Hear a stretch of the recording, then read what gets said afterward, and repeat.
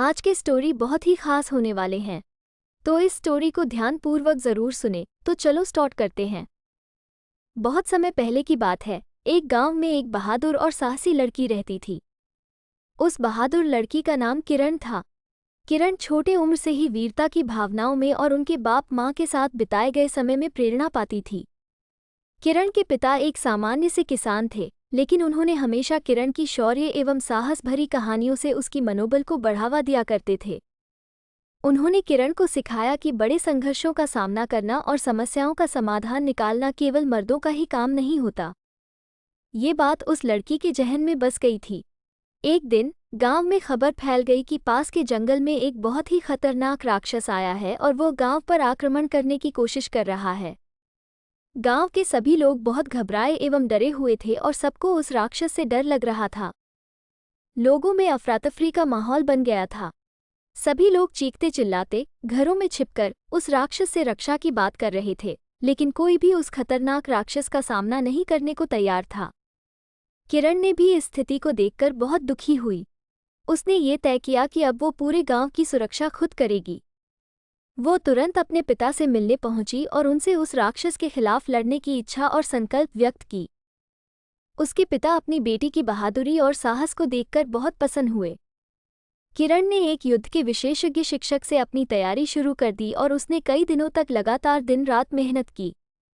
उसने अपने शरीर को मजबूत बनाने के लिए हर प्रकार की कठिनाइयों का सामना किया और अपनी हृदय को साहसिक बनाने के लिए अनेक प्रयास किए। अंत में किरण को उस राक्षस से मुकाबला करने का समय आया। उसने अपनी युद्ध की तैयारियों के साथ खुद को उस राक्षस से संघर्ष के लिए तैयार किया और उस जंगल में चली गई। राक्षस ने किरण को देखकर हंसने लगा और जोर जोर से ताली बजाने लगा और उससे हंसते हुए कहा, तू कौन है, छोरी? मैंने कई लोगों को डराया है, लेकिन एक लड़की को पहली बार देख रहा हूँ जो मेरे सामने खड़ी हो रही है। किरण ने अपनी साहस और दृढ़ संकल्प के साथ उस राक्षस के सामने खड़ी होते हुए कहा, मैं तेरी दुर्बलता और दुष्कर्मों का अंत करने आई हूँ। मैं तुझे यहाँ से अपने साहस और वीरता से हराऊंगी। राक्षस की यह बातें सुनकर किरण का मन नहीं भरा। वो जानती थी कि यह संघर्ष सिर्फ शारीरिक बल पर नहीं, बल्कि साहस और सामर्थ्य में है।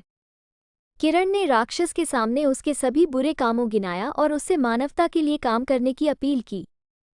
वो राक्षस को ये समझाने की कोशिश कर रही थी कि उसकी शक्तियों का उपयोग उन्हें उनके बुरे कामों के बजाय मानवों की सुरक्षा के लिए करना चाहिए। राक्षस ने किरण की बातों को सुनकर सोचने लगा और उसके दिल में कुछ बदलने लगा। उसने किरण से कहा, तूने मुझे समझाया कि शक्तियों का सही उपयोग करना जरूरी है।